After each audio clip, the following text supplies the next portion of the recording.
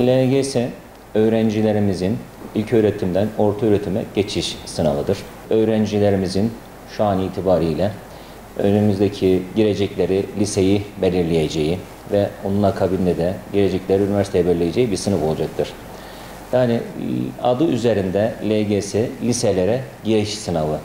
Bu sene itibariyle tabii deprem dolayısıyla sadece birinci dönem konuları kapsamakta. Tabii eğitim bir süreçtir. Çocuklarımız, öğrencilerimiz yılların deneyimini, birikimini bu sınavda bir nevi göstermiş olacaklar. Sınavın pazar günü saat 9.30'da başlayacak ve 2 oturum olarak yapılacak. Birinci oturumda sözel bölüm, ikinci oturumda da sayısal bölüme yönelik sorular gelecek. Öğrencilerimiz artık son demdeler, son anlarını yaşıyorlar. Bugün ve yarın son denemelerini yapmaları gerekir. Cumartesi günü hiçbir şeyle meşgul olmasınlar. Direkt aileleriyle güzel vakit geçirsinler.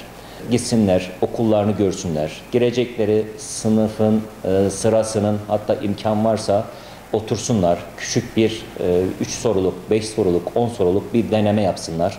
Cumartesi günü akşamında normal bir günmüş gibi hiç böyle bir strese girmeden yine aynı şekilde uykularını alsınlar. Sabahleyin kalksınlar. Sağlıklı bir kahvaltılarını yapsınlar. Çok ağır veyahut da çok hafif olmadan kahvaltılarını yapsınlar. Aileleriyle birlikte sınava girecekleri okula gelsinler. Mutlaka 9'da orada olmaları gerekiyor. Çünkü 9.30'da sınav başlayacak. Okulların artık 9.15 gibi alımları olur. Öğrencilerimiz ara oturumda sözelden çıktıktan sonra kesinlikle soruların yorumlarını yapmasınlar. Verilen arada 45 dakikalık arada kendilerini dinlendirsinler. Sağlıklı bir şekilde de sayısala girsinler. Bir de burada şunu söylemek istiyorum. Öğrencilerimiz mutlaka yani kendilerini sözel bölümünden ya da sayısal bölümünden hazır hissettikleri bölümden başlasınlar. Ve kesinlikle takıldıkları soru üzerinde çok vakit harcamasınlar. Mutlaka hemen o soruyu bir tık atarak, bir işaret koyarak diğer soruya geçsinler. Takıldıkları soruların yanına bir işaret koyduktan sonra süreleri kalacaktır ümit ediyorum. Tekrar o soruya dönsünler. Yani oradaki zaman kaybına girmesinler. Çünkü LGS'de aynı zamanda süreyi de güzel kullanmak gerekiyor. LGS sınavında kolay sorular da var, zor sorular da var. Tabii zor sorular, belirleyici sorular ama kolay ya bu kadar da kolay olur mu demesinler. Mutlaka o soruların üzerine eğilsinler ve özellikle yani paragraf sorularını ya da uzun soruları okumadan geçmesinler.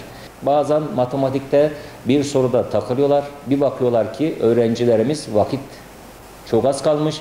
Bu sefer fen bilgi sorularına vakit yetmiyor. Tabii ülkemiz bir felaketten geçti. Bir deprem felaketinden, bir sel felaketinden Urfa olarak geçtik.